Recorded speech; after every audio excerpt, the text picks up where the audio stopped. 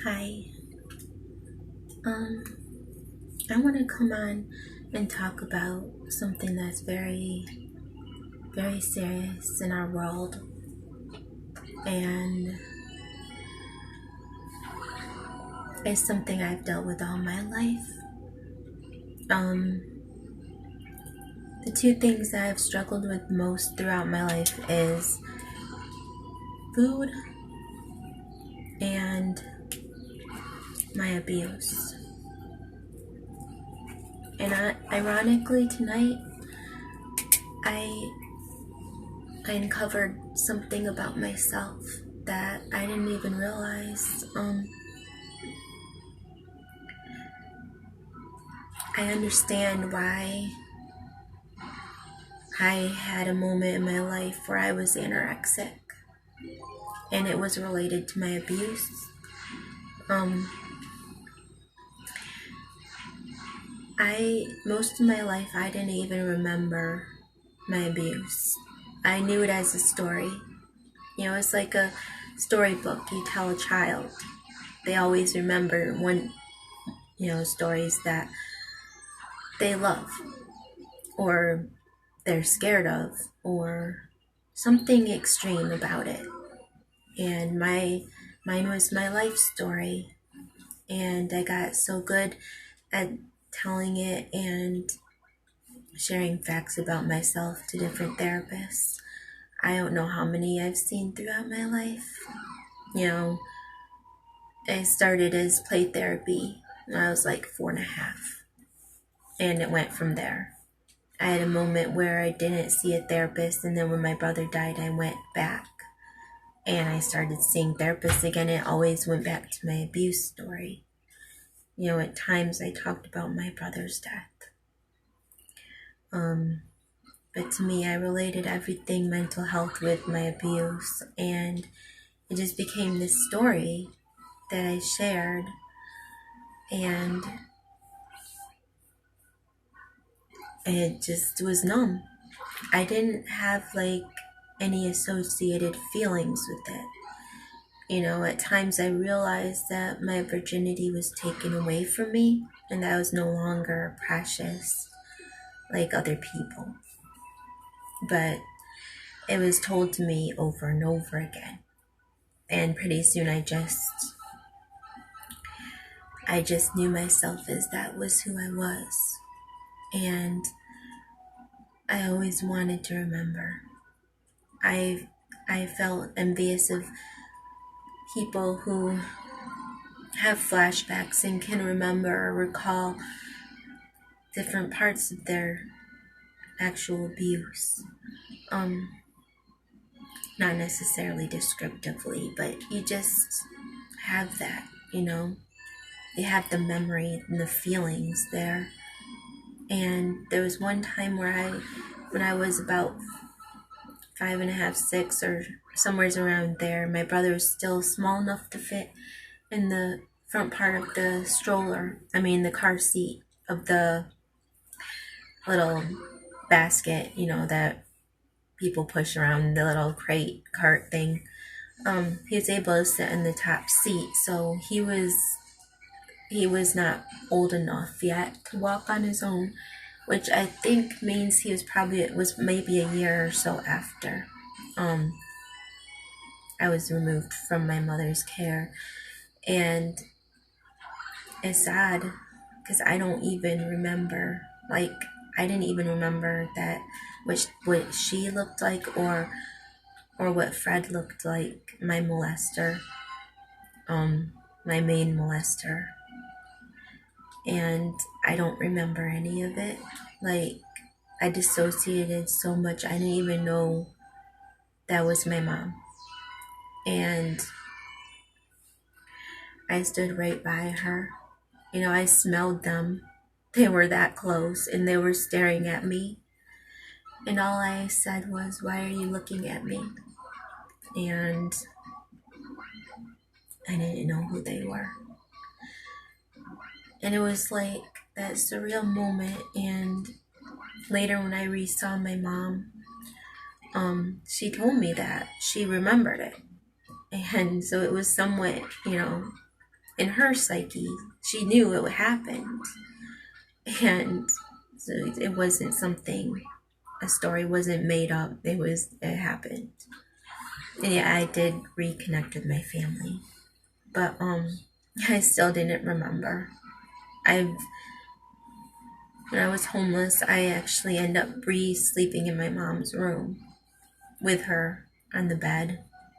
Kind of like when I was little. I slept on the bed with her in the mattress. We just had a mattress. We didn't have the actual bed. My brother slept in the crib. But I slept in the bed, like I've said, and I don't know if I've actually shared it, updated on this channel or not, but yeah, I slept on the mattress with her and different guys when I was about 4.5 or under. I know most of you probably wonder why I went and re-saw my mom.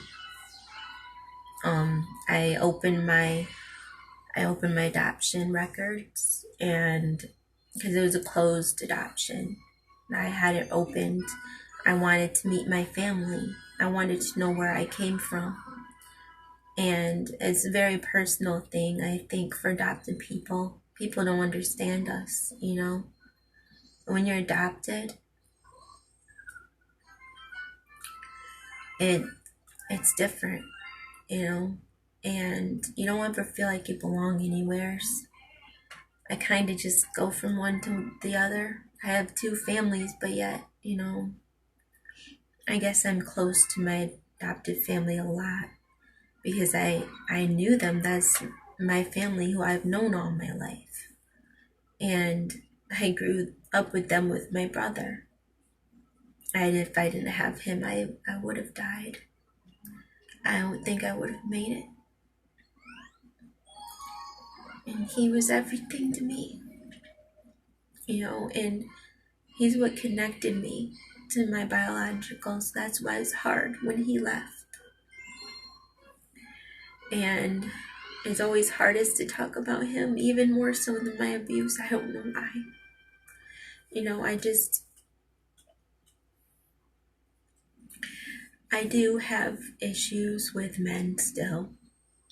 And I have been promiscuous in the past. I don't like to think of it like that. I like to think of me being a victim, but I want to just own up to what I am, you know, and I always felt ashamed. I always felt like back when I was doing it, it was like, you know, like I would be nice and I felt bad. I didn't want to hurt anybody's feelings. I didn't like that, you know. And so I'd get myself in all of these stupid situations, and truthfully, I don't know why. You know, I don't know why I didn't just say no. I guess part of me didn't feel I could. I felt like somehow I was just supposed to be like that. I think it's from my childhood. I think a lot from my childhood.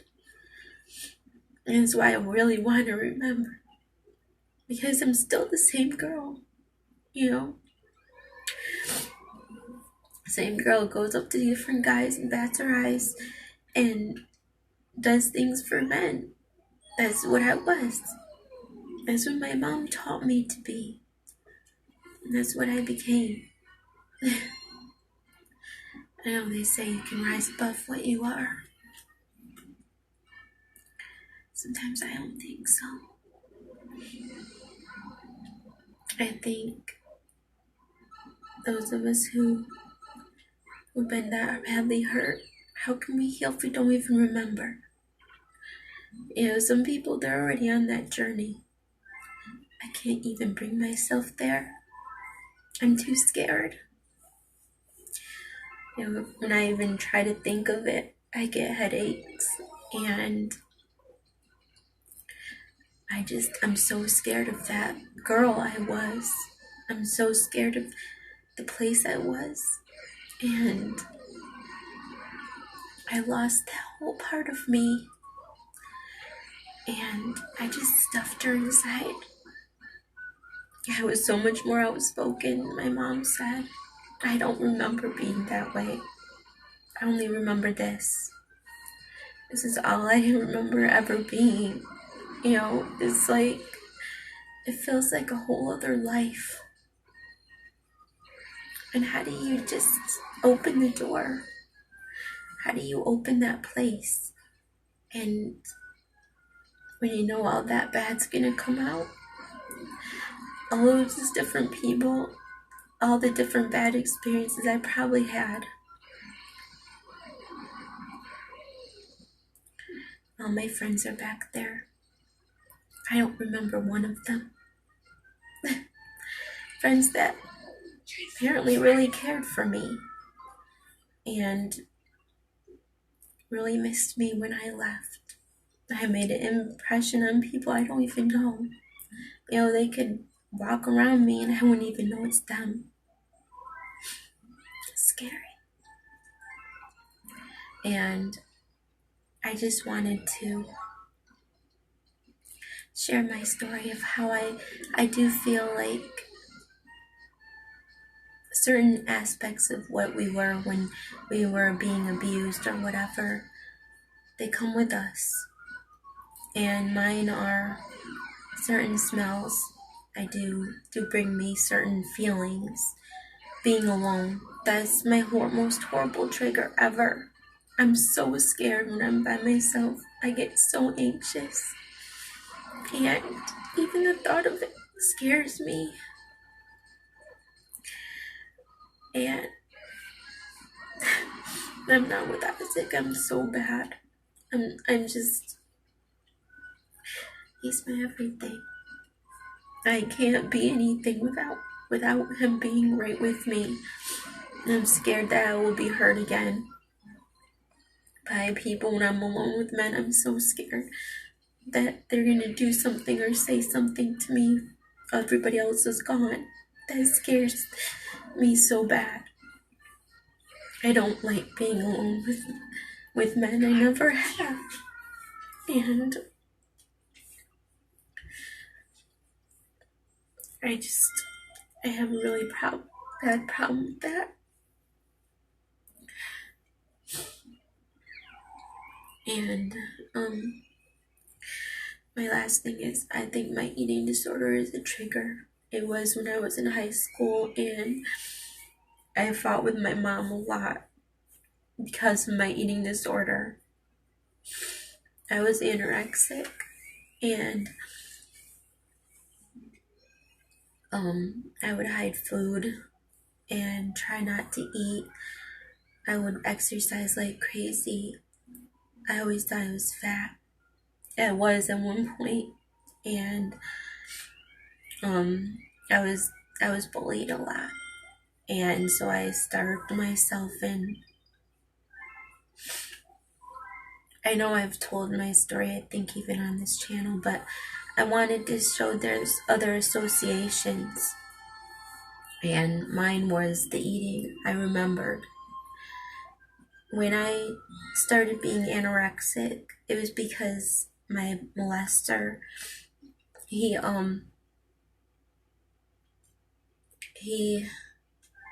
would force me to eat food, and control me. And my mom, of course, my mom didn't see it as controlling, but he did it in very good psychological ways because he was very good narcissist, and he did it whatever he could so he could be alone with me. He even told my mom he would pay her so that she didn't have to wait with me, or I didn't have to walk with her to get her check. So basically, he wanted to be with me alone, and she left me with him because then she wouldn't have to worry about me crying. That would have been enough, and he also gave her a pack of 6, so my mom left me with him. And the protective people, of course, told her not to. but he was good at manipulation, and that's what he did.